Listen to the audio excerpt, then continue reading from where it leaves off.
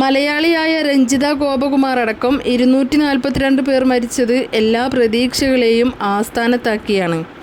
രാജ്യത്തെ ഏറ്റവും ദുഃഖത്തിലാഴ്ത്തിയ അഹമ്മദാബാദ് വിമാന ദുരിതത്തിൽ ലോകരാഷ്ട്ര നേതാക്കളെല്ലാം അനുശോചനം അറിയിച്ചു കഴിഞ്ഞു. ഒരാളെ പോലും ബാക്കിയാക്കാതെ വലിയൊരു അപകടം നടന്നിട്ട് മണിക്കൂറുകളെ ആയിട്ടുള്ളൂ.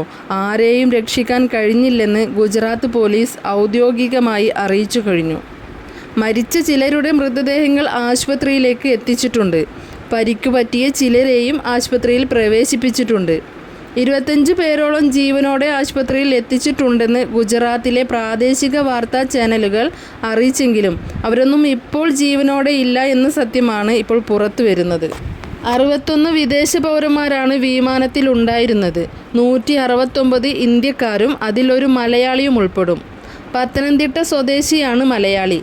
2 പൈലറ്റും 12 വിമാന ജോലിക്കാരും ഉൾപ്പെടുന്നവരാണ് മരണപ്പെട്ടത്. കൂടാതെ ഗുജറാത്ത് മുൻ മുഖ്യമന്ത്രി വിജയ് രൂപാണിയും ഇതിൽപ്പെടുന്നു.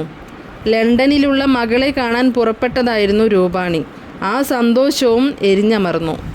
സന്തോഷത്തോടെ നാട്ടിലേക്ക് പോകുന്ന വിദേശികളെ നമുക്ക് മാറ്റി നിർത്താൻ കഴിയില്ല. കാരണം അവരും വിമാനത്തിൽ കയറിയത് പല സന്തോഷങ്ങളുടെയും കുടചൂടി തന്നെയാണ്. എല്ലാം 2 മിനിറ്റിൽ അവസാനിക്കാനായിരുന്നു വിധി. അപകടത്തിന് മുമ്പ് ഒരു യാത്രക്കാരൻ വിമാനത്തിനുള്ളിലെ ദൃശ്യങ്ങൾ പകർത്തി പുറത്തുവിട്ടത് ഇപ്പോൾ വൈറലാണ്. ബ്രിട്ടീഷ് പൗരൻ ഇന്ത്യയിൽ നിന്നും പോകുന്നതിൻ്റെ മുമ്പ് ഇട്ട വീഡിയോയും വൈറലാവുകയാണ്. ഗുഡ് ബൈ ഇന്ത്യ, ഇത് അവസാന രാത്രി, ഇതായിരുന്നു സന്ദേശം. അങ്ങനെ ഓരോരുത്തരും പറഞ്ഞു വെച്ചത്, പറയാൻ മറന്നത്, പറയാൻ പോകുന്നത് എല്ലാം അവിടെ അവസാനിച്ചു. ഇതിൽ മരണപ്പെട്ടവർ ചിലപ്പോൾ ചില വീടുകളിലെ അത്താണിയായിരിക്കാം. അവരാൽ വീട് മുന്നോട്ട് പോകുന്ന അവസ്ഥ, അവരുടെയെല്ലാം വിധി ആലോചിക്കുമ്പോഴാണ് അപകടത്തിൻ്റെ നോവ് ശരിക്കും അറിയുക. രാഷ്ട്രപതി ഈ അപകടത്തിൽ ദുഃഖം രേഖപ്പെടുത്തി. ഇന്ന് രാവിലെ പ്രധാനമന്ത്രി നരേന്ദ്രമോദി അപകടസ്ഥലം സന്ദർശിച്ചു. പരുക്കേറ്റവരെ കണ്ട് വിവരങ്ങൾ ആരാഞ്ഞു. അവരെയെല്ലാം ആശ്വസിപ്പിച്ചു. മലയാളിയായ രഞ്ജിതയുടെ വീട്ടിൽ മന്ത്രി വീണ ജോർജ് സന്ദർശിച്ചു. വിങ്ങിപ്പൊട്ടിയ കുടുംബാന്തരീക്ഷത്തിലേക്ക് ആശ്വാസവാക്കുകളുമായാണ് വീണ ജോർജ് എത്തിയത്.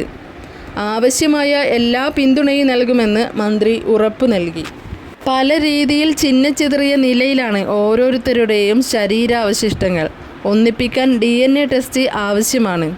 അത് ചെയ്താലും റിസൾട്ട് കിട്ടാൻ സമയം വൈകും. അതെല്ലാം കഴിഞ്ഞാലേ ബന്ധുക്കൾക്ക് കൈമാറുകയുള്ളൂ. രഞ്ജിതയുടെ സഹോദരനെ അഹമ്മദാബാദിലേക്ക് പറഞ്ഞുവിടും. DNA ടെസ്റ്റ് കഴിഞ്ഞ് റിസൾട്ട് വന്ന ശേഷം രഞ്ജിതയുടെ മൃതശരീരം നാട്ടിലേക്ക് എത്തിക്കുവാനുള്ള എല്ലാ സഹായവും സർക്കാർ ചെയ്യുമെന്ന് വീണ ജോർജ് രഞ്ജിതയുടെ കുടുംബത്തിന് ഉറപ്പു നൽകി. ദിവസങ്ങളെടുത്ത് ഫലം വരുമ്പോൾ എന്തായാലും നാട്ടിലെത്താൻ സമയമെടുക്കും. രഞ്ജിതയുടെ കുടുംബത്തിൻ്റെ വിഷമത്തിൽ പങ്കുചേരുന്നു.